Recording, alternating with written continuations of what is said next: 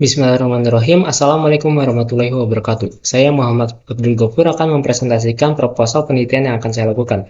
Dalam sebuah acara seperti seminar, workshop, dokumentasi adalah hal yang umum. Biasanya foto-foto ini hanya dianggap sebagai kenangan visual. Namun sebenarnya setiap foto menyimpan informasi sosial. Dari kumpulan foto tersebut, kita dapat membentuk struktur jaringan sosial atau social graph, yakni representasi visual dari hubungan antar individu, yang manfaatnya adalah untuk menganalisis interaksi sosial dalam suatu komunitas, mengidentifikasi individu yang paling berpengaruh, memahami struktur komunitas, misalnya siapa yang menjadi penghubung antar kelompok. Seperti yang saya coba lakukan pada scene film Now You See Me 2, kita bisa mengungkap jaringan sosial hanya dari foto. Studi yang dilakukan oleh Ming Cheng 2021 juga menunjukkan bahwa social graph bisa dibangun hanya dari foto-foto tanpa nama atau identitas eksplisit. Namun, ada beberapa tantangan teknis. Pertama, di tahap face recognition, wajah bisa sulit dikenali jika pencahayaan ekstrim, resolusi rendah, variasi wajah ekstrim. Kemudian, di tahap clustering, wajah-wajah yang satu individu bisa saja dikelompokkan sebagai beberapa entitas yang berbeda. Akibatnya, social graph yang dihasilkan bisa tidak akurat.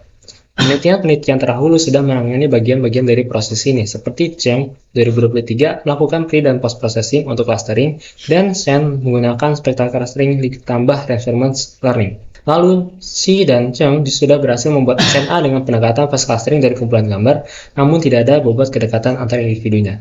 Kemudian, beberapa penelitian juga menunjukkan bahwa peneliti kesulitan melakukan cluster wajah yang optimal.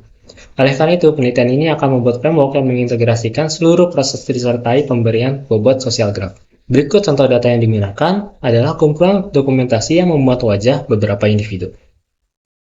Adapun metode yang saya lakukan, yang pertama face recognition menggunakan retina face, tapi ditambah tahap pre-processing untuk menyesuaikan pose dan orientasi. Kemudian face embedding, representasi wajah jadi vektor dengan up-face.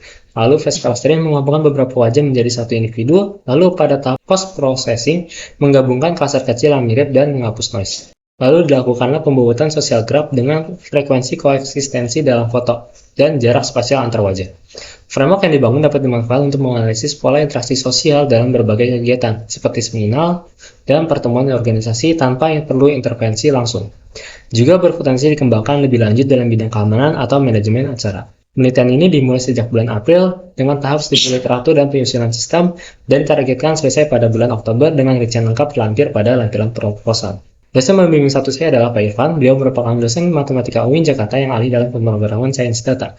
Dosen pembimbing dua saya adalah Profesor Sumaina. Beliau adalah guru besar dalam bidang matematika terapan dengan keahlian utama pada dinamika fluida, dinamika populasi, persamaan diferensial nonlinear, dan statistika.